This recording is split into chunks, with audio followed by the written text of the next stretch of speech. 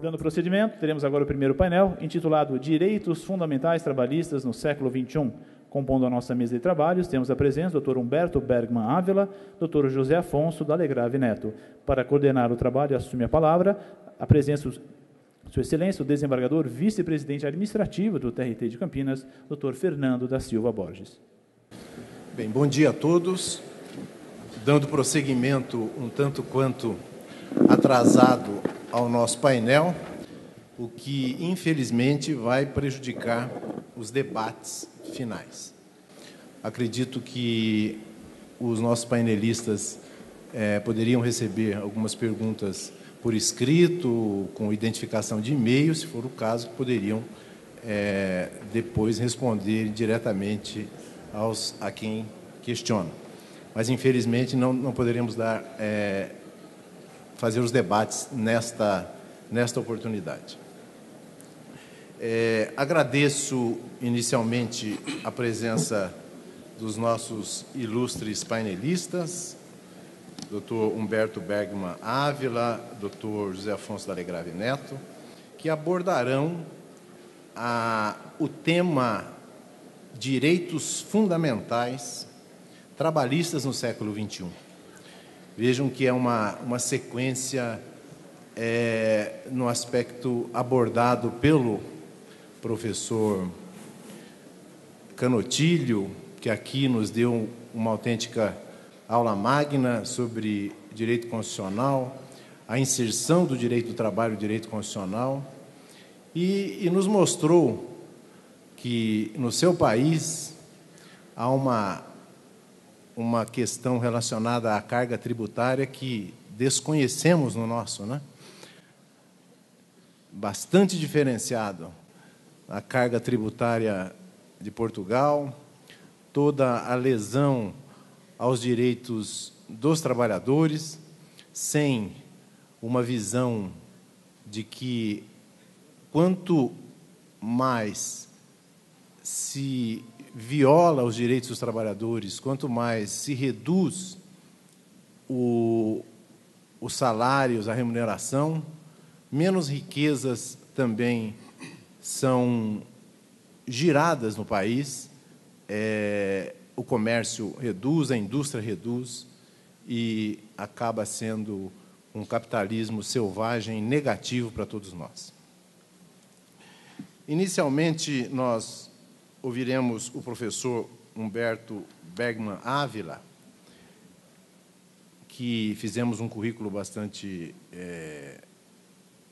reduzido, em razão de sua extensa atuação, advogado e parecerista, é doutor em Direito Tributário pela Universidade de Munique, na Alemanha, mediante a apresentação de tese sobre os princípios fundamentais da tributação, avaliada com nota máxima.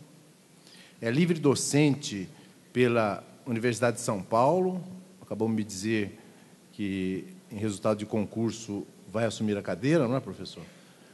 Da Universidade de São Paulo, na área de Direito Tributário. Especialista em Finanças das Empresas e mestre em Direito Público pela Universidade Federal do Rio Grande do Sul. Autor de obras jurídicas publicadas no Brasil e no exterior. Proficiente em inglês, francês, italiano e alemão. Professor titular de Direito Tributário do Departamento de Direito Econômico da Universidade Federal do Rio Grande do Sul. Professor de Direito Tributário, Constitucional e Teoria do Direito dos cursos de mestrado e doutorado, também daquela universidade. Membro de vários institutos, associações, conselhos, editoriais e comissões, tanto no Brasil quanto no exterior. Este é o currículo do professor Humberto Bergman Ávila, que tem a palavra, professor. Bom dia a todos. É com enorme satisfação que aceitei o convite para voltar a Campinas, a Paulínia, para falar-lhes sobre um tema da mais alta relevância, que é o tema dos direitos fundamentais. Eu queria, naturalmente, na pessoa do presidente da mesa, agradecer o convite que me foi formulado e dizer que vou fazer um recorte neste tema que é bastante amplo. O tema é Direitos Fundamentais no século XXI. Como todos sabem, eu não sou militante na área trabalhista, o que é, por um lado, uma desvantagem, mas, por outro, uma grande vantagem. Eu olho externamente a atividade de todos vocês e posso, dentro do possível e sem nenhum destinatário específico, ter uma posição mais crítica a respeito de determinadas práticas. E dentre este universo extremamente extenso, relativo aos direitos fundamentais, eu vou falar do direito fundamental ao processo justo, não em toda a sua extensão, mas especificamente com relação a uma decisão justa. E por que essa escolha? Porque não há nenhum direito fundamental que possa ser minimamente efetivo se não houver uma decisão judicial que lhe atribua eficácia.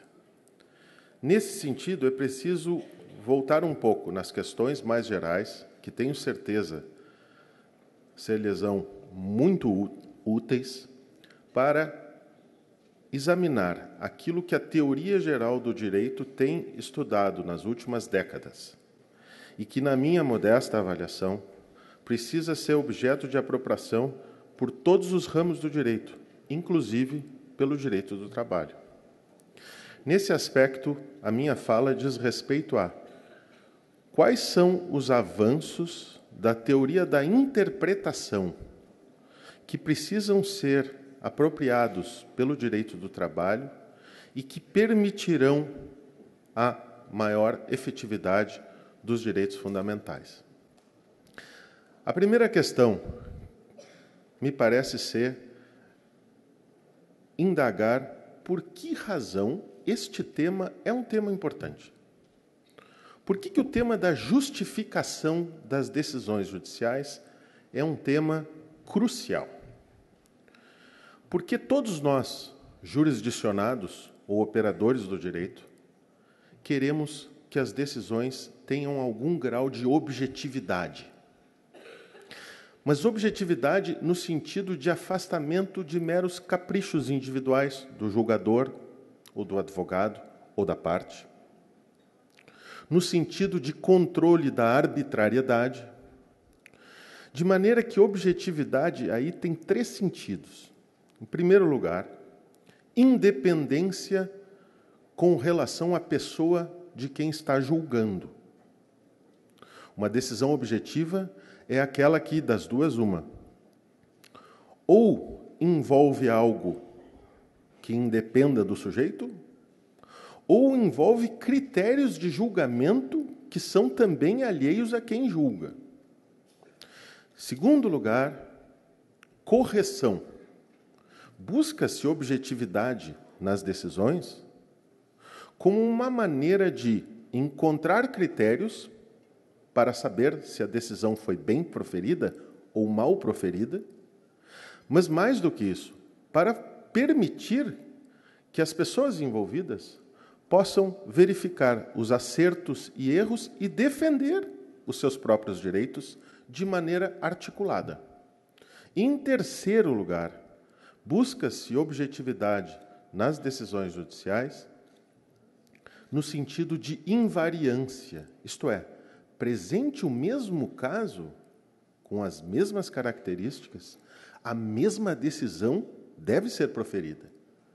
Vejam que esses elementos daquilo que eu estou denominando de objetividade decorrem de imposições do próprio direito. O direito, por meio do princípio do Estado de Direito e da legalidade, exigem independência daquilo que é julgado relativamente a quem julga. Os princípios do devido processo legal e do contraditório exigem critérios de correção daquilo que é feito.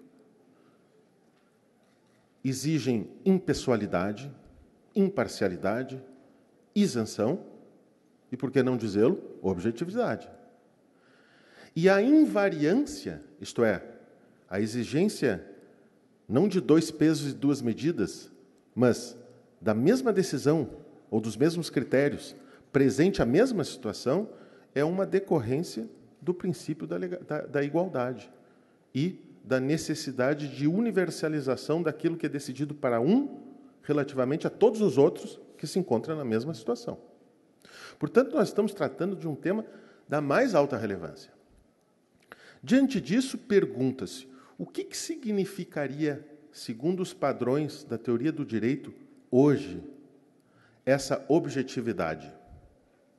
Para que a gente possa compreender o que significaria hoje a objetividade, é preciso dar um passo atrás e investigar o que significa a interpretação no âmbito do direito. Porque é muito comum, numa formação positivista como é a nossa, entender que a interpretação é sempre a descoberta de um sentido que pré-exista à própria atividade de interpretação.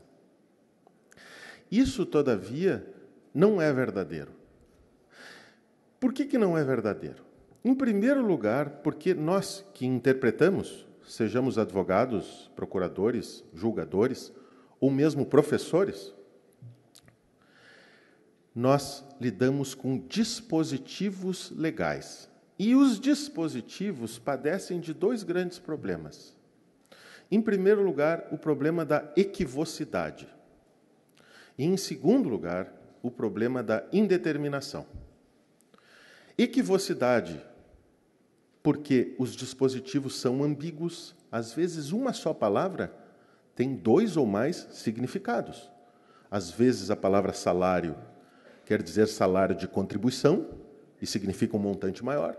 Às vezes salário quer dizer salário como remuneração paga pelo empregador ao seu empregado, considerando estritamente empregado aquele que mantém vínculo de subordinação com o seu empregador, um montante mais reduzido. Às vezes, além da ambiguidade, nós temos o problema da complexidade. Um termo só tem vários significados. Por exemplo, aquela locução constitucional de acordo com a qual só se pode fazer ou deixar de fazer alguma coisa em virtude de lei, ou aquela outra, mediante a qual só se pode instituir tributo mediante lei, pode ser interpretada com vários sentidos.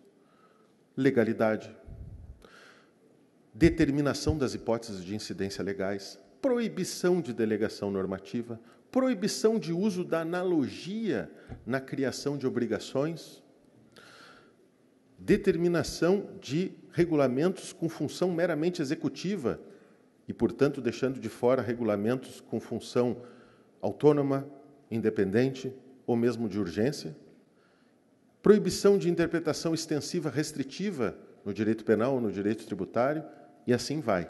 Nós temos um termo com vários significados.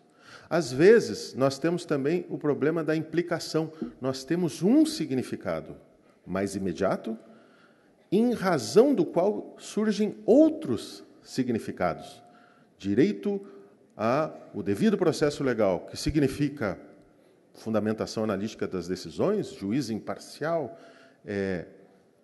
contraditório, ampla defesa, proibição de prova ilícita, e assim num complexo de significados que vão decorrendo uns dos outros.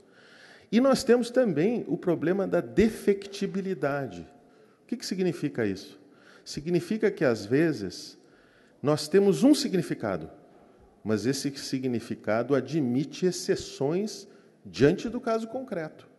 Caso clássico, conhecido de todos vocês, é aquele genérico de acordo com o qual, numa estação ferroviária, é proibida a entrada de cães, chega um sujeito com um urso de 2 metros, babando, seguido por um cego mutilado de guerra com um cão que lhe serve de guia. O que significa a palavra cão? Significa animal doméstico de 4 patas, que é qualificado vulgarmente como cão, ou animal perigoso, o que incluiria o urso e não incluiria o cão-guia. Então, esses elementos, que eu repito, ambiguidade, mais de um sentido, complexidade, vários sentidos, implicação, um sentido que gera outro sentido, e defectibilidade, um sentido normal e um sentido diante do caso concreto, fazem com que o intérprete não apenas possa descrever significados, ele tenha que decidir qual é o correto diante dessa amplitude de significados. Tudo isso tem que ser somado ao fato de que o direito também padece de uma outra ordem de problemas. Problemas relacionados à sua indeterminação. Isto é, o intérprete não sabe de antemão se o caso se aplica ou não se aplica à hipótese normativa que eventualmente seja clara. Todos nós conhecemos o julgado do Supremo Tribunal Federal, de acordo com o qual se decidiu que o escritório de advocacia compõe o conceito de casa para efeito de proteção profissional. O que é um certo alargamento do conceito de casa, de acordo com a sua finalidade, justamente porque este problema de enquadramento de casos na hipótese é um problema que precisa ser continuamente resolvido pelo julgador.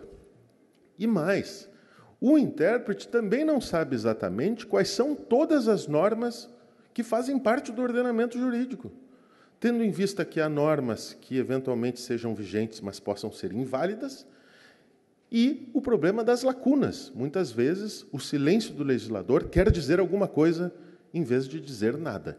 Se nós conjugarmos esses fatores, nós veremos que interpretação, na verdade, não tem um sentido só. Às vezes, o intérprete descreve significados. Quando descreve significados? Quando os termos que ele está interpretando já têm significados consolidados por decisões judiciais, por estudos doutrinários, que ao longo do tempo vão densificando aquela equivocidade. De outro lado, o julgador, em segundo lugar, além de descrever, tem que decidir a respeito de significados. Justamente porque os dispositivos são equívocos, porque ambíguos, complexos, e porque padecem de problemas de implicação e defectibilidade, é preciso que, dentre os vários significados, o intérprete tenha que decidir qual é o correto. E, por fim, muitas vezes, a estrutura normativa é tão aberta, como é o caso dos princípios ou das regras portadoras de conceitos jurídicos indeterminados e cláusulas gerais, que é preciso que o intérprete tenha que, de algum modo, extrair aquelas normas implícitas a uma norma geral.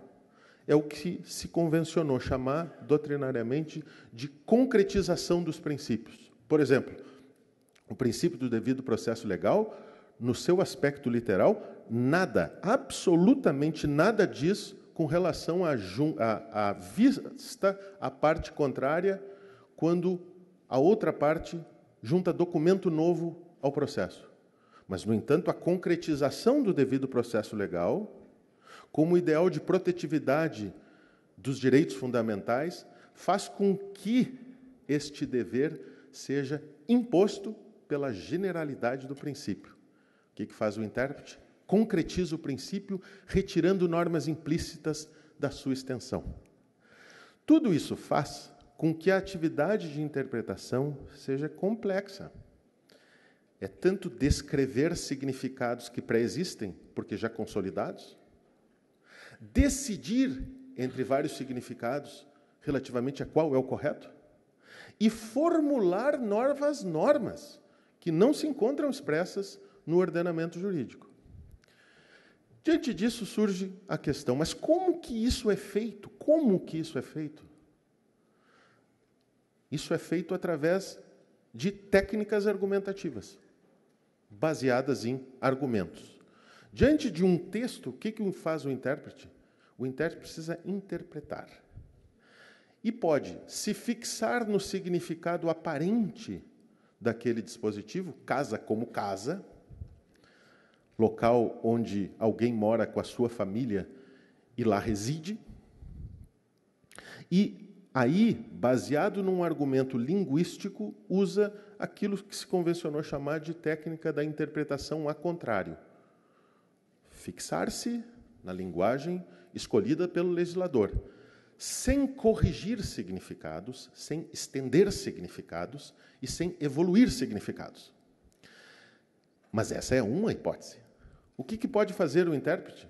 Ele pode verificar a história do dispositivo e, com base numa interpretação baseada em presunção, recompor aquele momento histórico baseando-se em argumentos ou históricos, verificar para que foi editado aquele dispositivo, para qual problema ele foi havido como uma solução, ou pode investigar a gênese do dispositivo, analisando os trabalhos preparatórios, para, com isso, pressupor uma intenção que não se encontra expressa no dispositivo. Pode examinar o que está por trás do dispositivo, isto é, para qual finalidade foi utilizado aquele dispositivo. E aí fazer uma interpretação baseada em argumentos teleológicos, que pode ser mais extensa, o cão abrange o urso, ou pode ser mais restritiva, não é todo o cão, apenas o cão perigoso.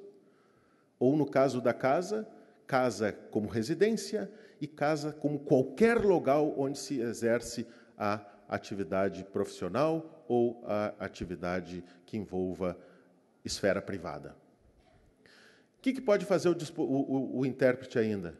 Pode interpretar o dispositivo tendo em vista o caso concreto e utilizar argumentos relacionados à equidade, que é justamente a correção do significado geral em função da atipicidade do caso concreto. Pode usar argumentos analógicos, comparar aquilo que foi dito para determinado caso com relação a outro caso, que seja igual, mas para o qual não haja um dispositivo expresso. Pode, além disso, olhar para o sistema e utilizar a chamada interpretação sistemática, que pode ser tanto fazer uma interpretação conforme princípios constitucionais que se situam na Constituição, adotando, dentre os vários significados possíveis, aquele significado que seja mais fortemente suportado pela Constituição, como pode ser olhar para os outros dispositivos que compõem determinado setor normativo, seja comparando significados, seja analisando em qual local foi inserido o dispositivo, seja combinando vários fragmentos para chegar a um sentido só. Pode o intérprete, por fim, também adotar uma interpretação consequencialista, no sentido de escolher o sentido, mas checar se este sentido não irá produzir consequências sociais, econômicas ou políticas nefastas. Agora vejam, sumarizando tudo isso, que eu obviamente descrevi com muita rapidez, nós vemos que a atividade de interpretação, além de descrever, além de decidir e além de criar, é resultado de um processo que usa técnicas com base em argumentos. E os argumentos são variados, como eu acabei de mencionar. Argumentos genéticos, históricos, jurisprudenciais, teleológicos, semânticos, sintáticos, sistemáticos, consequencialistas. E se houver um conflito entre esses argumentos, isto é, se adotar determinado argumento levar a um resultado, mas um outro argumento a outro resultado, nessas situações, que são muito comuns, o intérprete precisa estabelecer regras de prevalência entre os vários argumentos.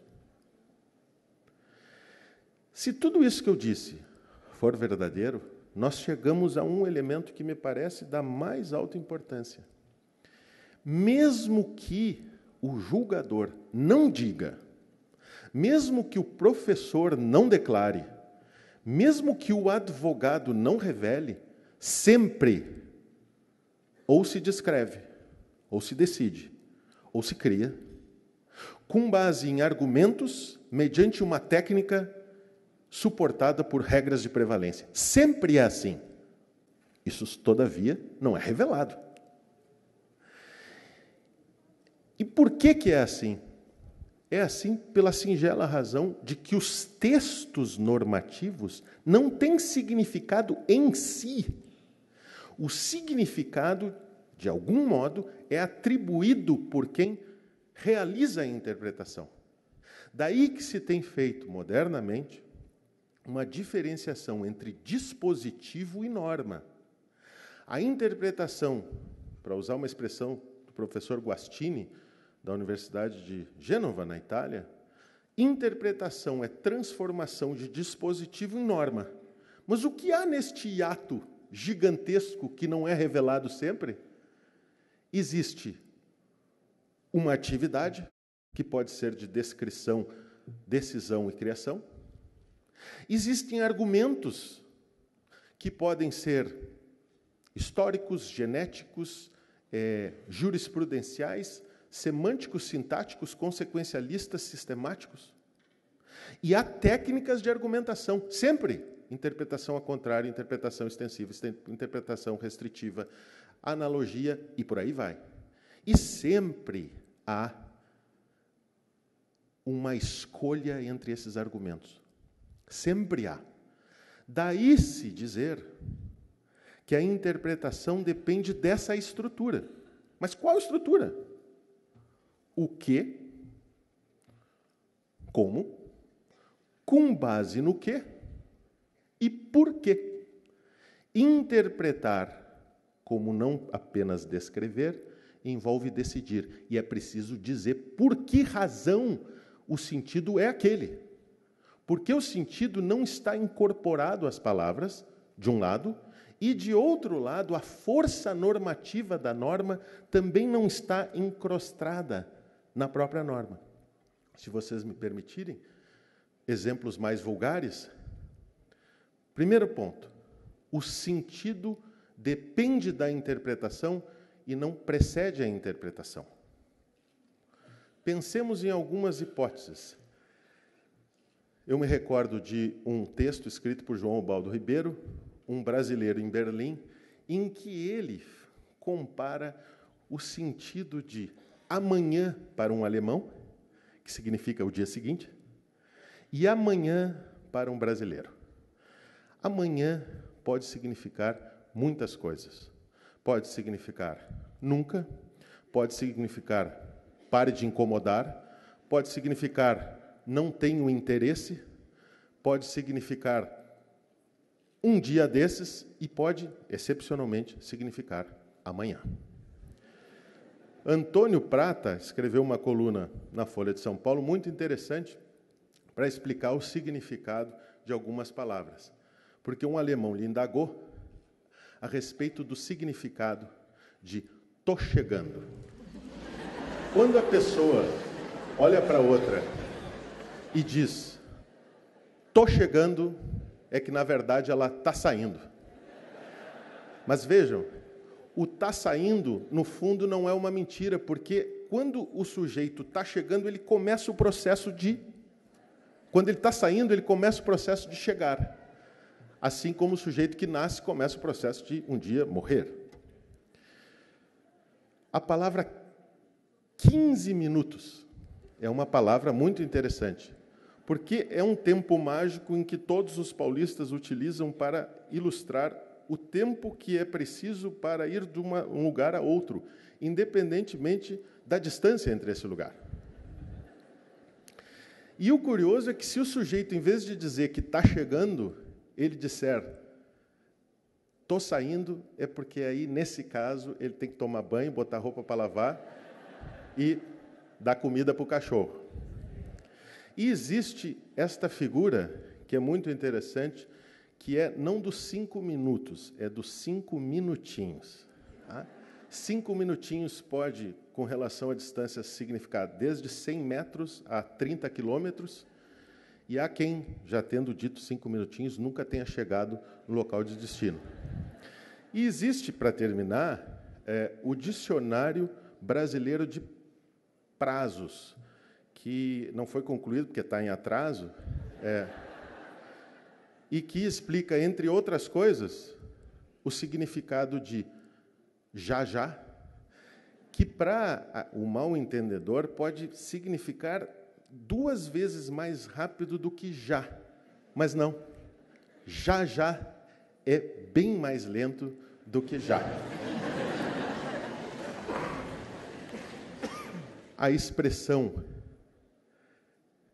5 minutos, a expressão logo, que tem um significado incerto, a expressão depende, que pode ser sim, pode ser não, pode não ser nem sim nem não, tá? E outras expressões que mostram que os mesmos termos, quando transportados para outras culturas, têm um significado completamente diferente. Amanhã, na Alemanha, onde eu estudei, significa dia seguinte. E quando alguém disser, nos falamos amanhã, é sério. Isso é com relação ao sentido, mas existe uma questão com relação à força normativa. Uma regra, ela tem a força de um mandamento rígido, tal como um trilho de trem, ou uma regra tem um significado, digamos assim, mais elástico, que funciona como uma borracha que é dilatada e comprimida? Isso está na própria regra ou está numa prática interpretativa que atribui a esta regra mais ou menos rigidez? Dou-lhes um exemplo, que vocês todos devem conhecer, mas que calha, nesse momento, a esse assunto. Lá pelos idos de 1828, Dom Pedro II, que adorava a arte antiga, especialmente egípcia, notadamente de múmias, se deslocou para a Inglaterra, onde haveria um leilão. E lá arrematou algumas múmias que estão, inclusive até hoje, expostas no Museu da Boa Vista, no Rio de Janeiro. Naquele tempo, todavia, que não era o tempo da globalização, havia uma lista supostamente taxativa, indicando quais eram os itens que poderiam ser objeto de importação, em cujo rol, naturalmente, não se encontrava o item múmia. Todavia, considerando a autoridade da pessoa, as múmias foram importadas dentro da lista taxativa no item carne seca.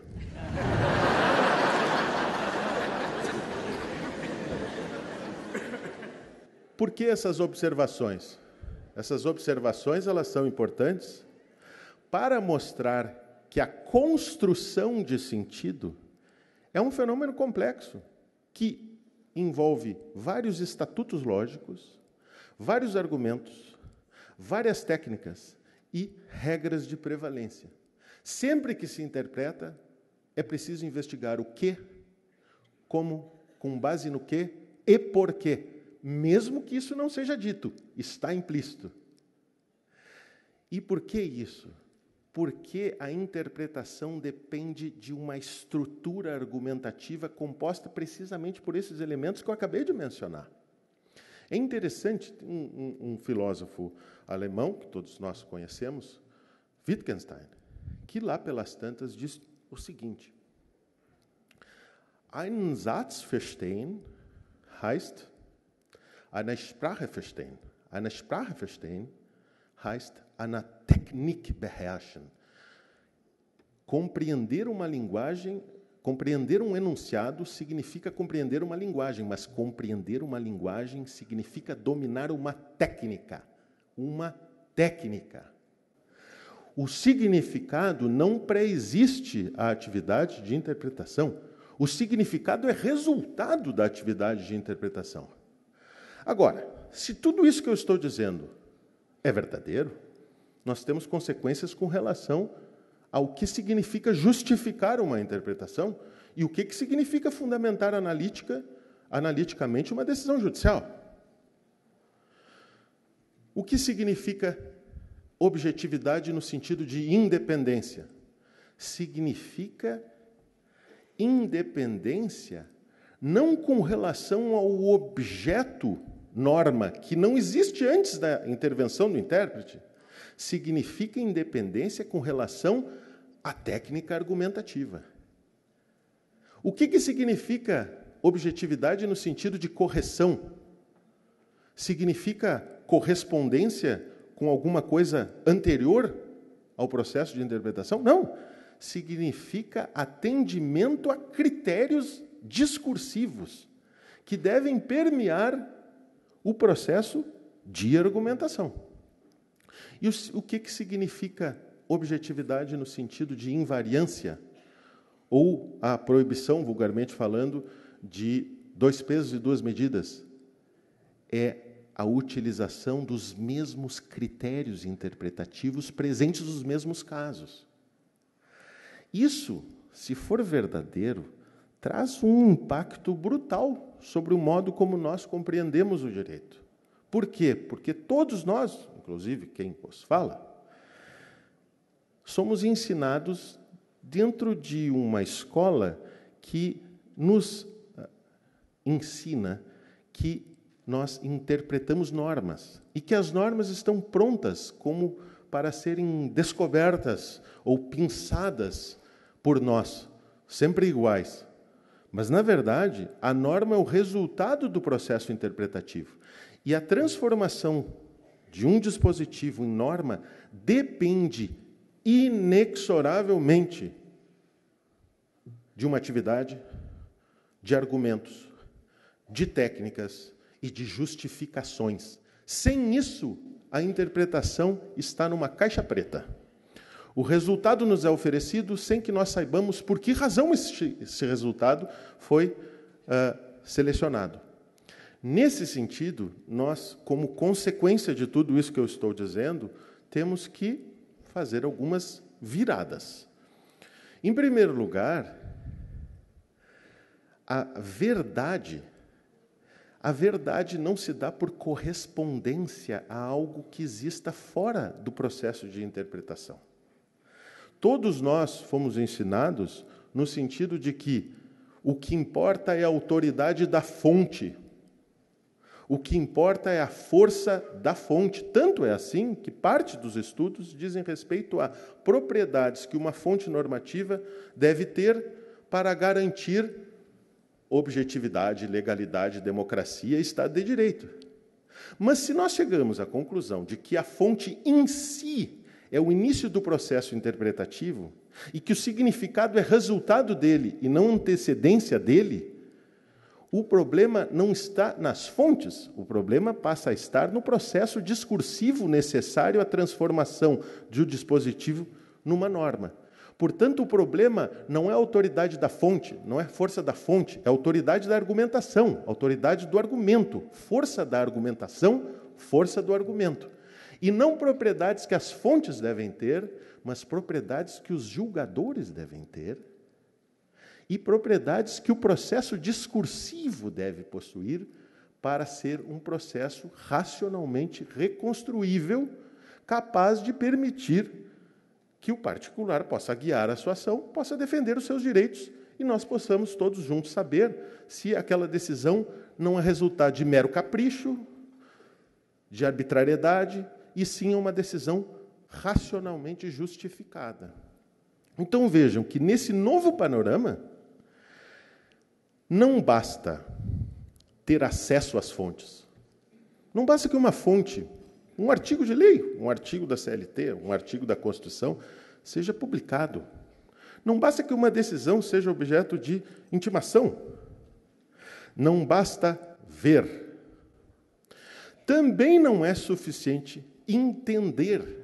Isto é, não basta que os termos do dispositivo sejam claros e precisos. Não basta, portanto, legalidade, não basta tipicidade. É preciso algo mais. É preciso, em primeiro lugar, participação no processo discursivo através de condições institucionais, procedimentais e organizatórias. Mas, mais ainda, é preciso que o destinatário da decisão e o prolator dessa decisão sejam objeto de respeito, no sentido de que os argumentos trazidos pelas partes sejam não apenas considerados que sejam efetivamente sopesados neste processo de entrechoque de argumentos. Portanto, não basta ver nem entender, é preciso participar e ser respeitado. Isso faz com que, vejam, o panorama de uma decisão justa se altere drasticamente. Porque vejam o que acontece se nós acreditamos ingenuamente nesse positivismo oitocentista já abandonado pelos países mais desenvolvidos. Nós acreditamos que uma decisão é justa porque o julgador citou uma fonte normativa. Segundo o artigo tal, decido assim. Ou seja, o artigo tal, ele não tem vida própria, porque ele é ambíguo, ele é complexo, ele padece de problemas de implicação, de defectibilidade, indeterminação normativa.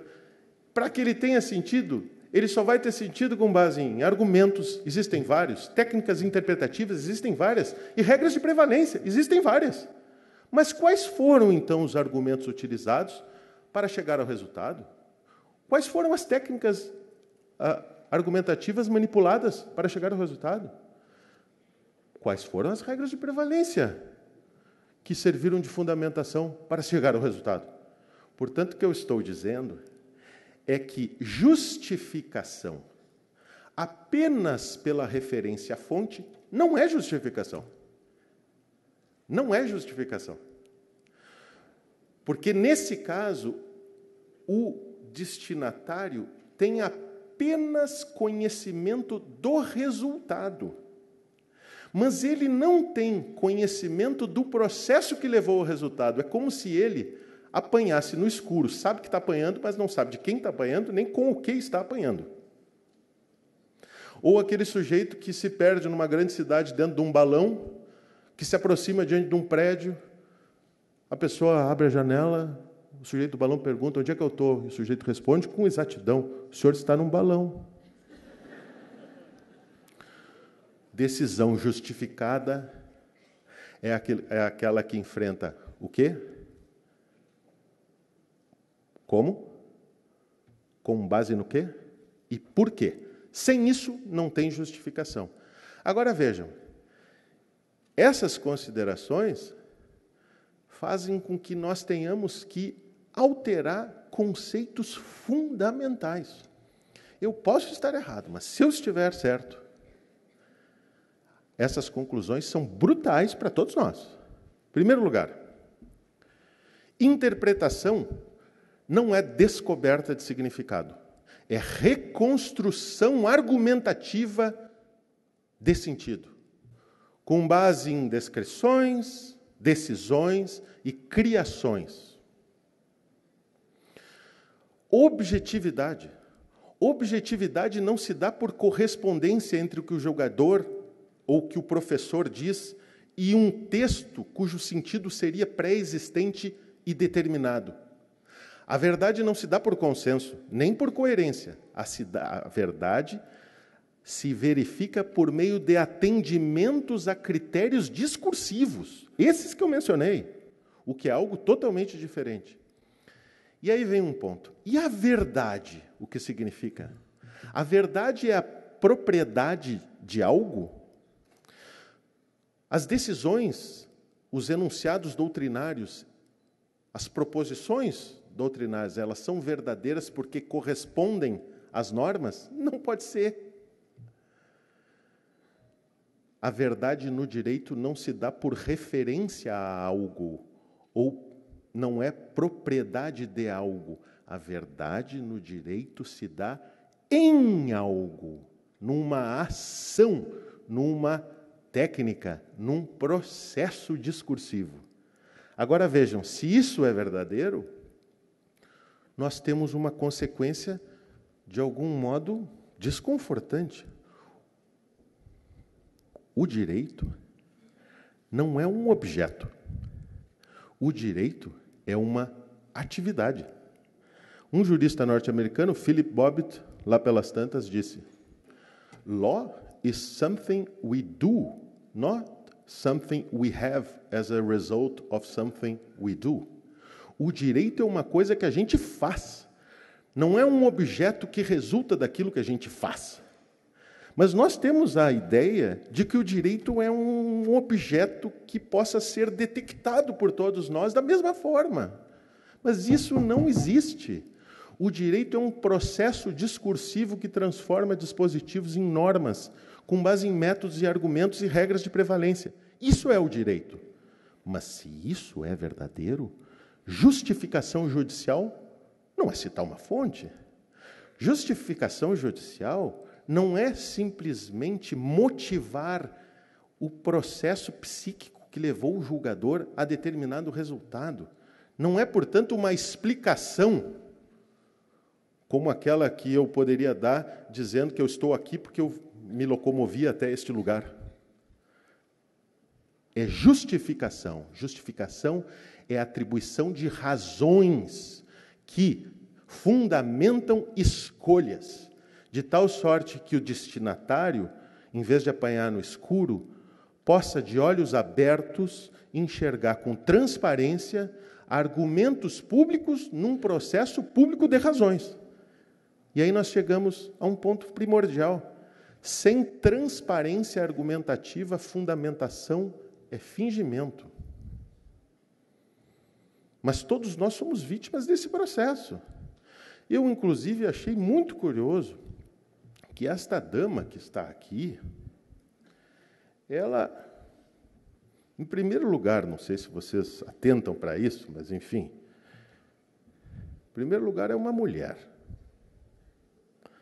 jovem, não possui venda nos olhos, segura numa mão uma balança e na outra mão uma espada. Por quê? Talvez porque as mulheres sejam mais sensíveis e abertas do que os homens. Uma mulher jovem, porque talvez tenha menos preconceitos do que uma mais velha, mais coragem do que uma mais amadurecida, que sabe, infelizmente, como as coisas funcionam, que não usa vendas, porque apesar de não poder enxergar determinadas coisas, como o sujeito que está sendo julgado, o seu cargo, a sua situação econômica, o seu poder, precisa enxergar outras coisas, os argumentos, as considerações, as provas, e, numa mão, sopesar todos esses argumentos com a coragem de cindir com a espada, porque decidir é cindir interesses com base nesses argumentos que são sopesados. E é muito curioso que, num Congresso de Direito do Trabalho, esta deusa da justiça, que até o século XVIII sempre esteve vendada, esteja agora sem a venda. Justamente neste momento, porque eu não sabia, que eu estou falando que o julgador tem que permitir a consideração de todos os argumentos que são trazidos, porque interpretação é argumentação. Não existe interpretação fora da argumentação, objetividade fora da argumentação, verdade fora da argumentação. De outro lado, no entanto, é preciso considerar com prudência, ilustrada pela balança, e coragem, significada pela lei incisiva da espada. Isso faz, meus caros, e agora eu termino, com que nós tenhamos novos fundamentos para refletir. Enquanto nós sempre buscávamos uma interpretação que seria ou o sujeito capta algo ou ele constrói algo. Sempre essas dicotomias maravilhosas que a ciência nos fornece, solucionando problemas complexos com absoluta simplicidade, né? Já dizia um jornalista americano, Henry Menck, que para todo problema complexo existe uma solução simples, elegante e completamente errada. Nós temos que nos afastar dessas dicotomias e enfrentar a complexidade do direito, que pode ser destrinchada, e verificar que a verdade é um processo de construção. O direito nós fazemos todos os dias. Ele não está pronto. Ele precisa ser construído. Ele não é encontrado. Ele tem que ser produzido. E é isso que nós fazemos todos os dias. E a tarefa de um professor, a tarefa de um expositor, a tarefa de um julgador é iluminar estes problemas. E com isso eu me recordo de uma frase que eu gosto de usar, de um gaúcho como eu, Érico Veríssimo, que bem ilustra aquilo que eu vejo como necessário hoje em dia. Disse ele, mais ou menos: desde que adulto comecei a escrever romances, tem me animado a ideia de que o menos que um escritor pode fazer numa época de injustiças e atrocidades como a nossa é acender a sua luz, iluminar a realidade do seu mundo, apesar da náusea e do horror. E se não houver lâmpada elétrica, acender a sua vela. E se não houver vela, riscar fósforos repetidamente como sinal de que não desertamos nosso posto. Pela atenção, muito obrigado.